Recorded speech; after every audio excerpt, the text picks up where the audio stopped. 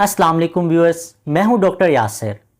क्या आपके साथ भी कभी ऐसा हुआ कि आपने मुकम्मल परहेज़ किया हो, रेगुलर एक्सरसाइज भी की हो और मेडिसिन भी प्रॉपर ली हो, लेकिन इसके बावजूद आपकी ब्लड शुगर कंट्रोल ना हो रही हो?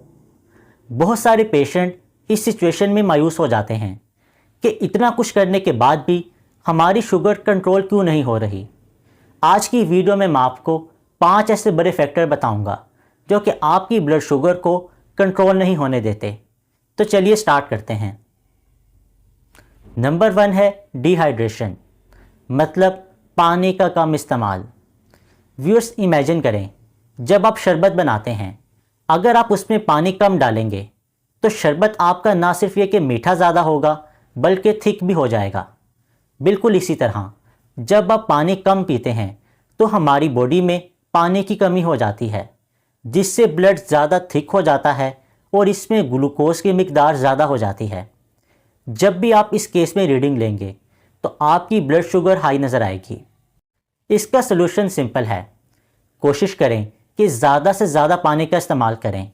हर घंटे में 1 गिलास पानी ज़रूर पिएं। Number 2, steroids. ये वो मेडिसिन है जो डॉक्टर आपको कुछ ख़ास केसेस में रिकमेंड करते हैं, जैसे कि asthma, chronic allergy, joints pain या कोई भी ऑटो इम्यून डिजीज़। स्टीरॉइड हमारी बॉडी में इंसुलिन के ख़िलाफ़ काम करता है, मतलब आपकी बॉडी इंसुलिन तो बना रही होगी लेकिन ये इंसुलिन ठीक तरह से काम नहीं कर पाएगी। इसलिए अपने डॉक्टर को ज़रूर बताएं कि मुझे डायबिटीज़ है, क्या ये स्टीरॉइड इस ख़ास डोज में मेरे लिए सेफ़ है। और याद रखें, डॉक्टर की प्रिस्क्रिप्शन के बगैर स्टीरॉइड का इस्तेमाल कभी मत करें। Number 3, illness and infection. अगर आपको कोई भी चोट लगी हो या कोई भी इन्फेक्शन चल रहा हो तो आपकी बॉडी एक स्ट्रेस स्टेट में होती है और हमारी बॉडी ये कोशिश करती है कि इन्फेक्शन के लिए लड़ने के लिए हमारे पास ज़्यादा से ज़्यादा ग्लूकोज ब्लड में मौजूद हो। हमारा लीवर बार बार ये सिग्नल रिसीव करता है कि ग्लूकोज को ब्लड में रिलीज़ करो।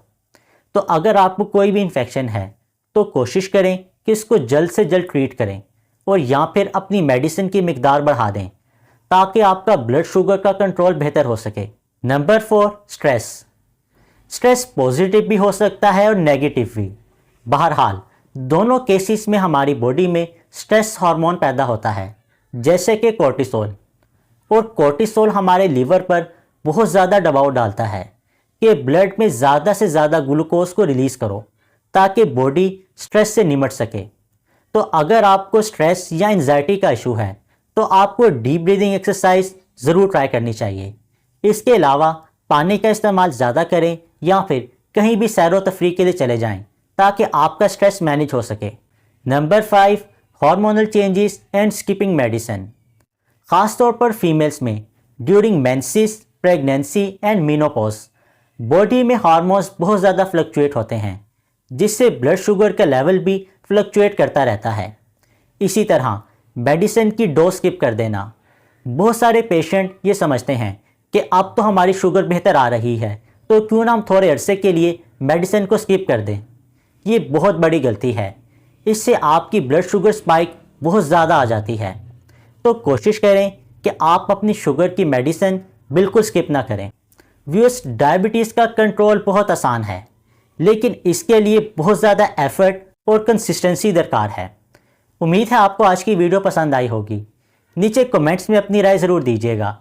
आज की वीडियो को लाइक करें और चैनल को सब्सक्राइब करें। अगली वीडियो तक के लिए अल्लाह हाफिज़।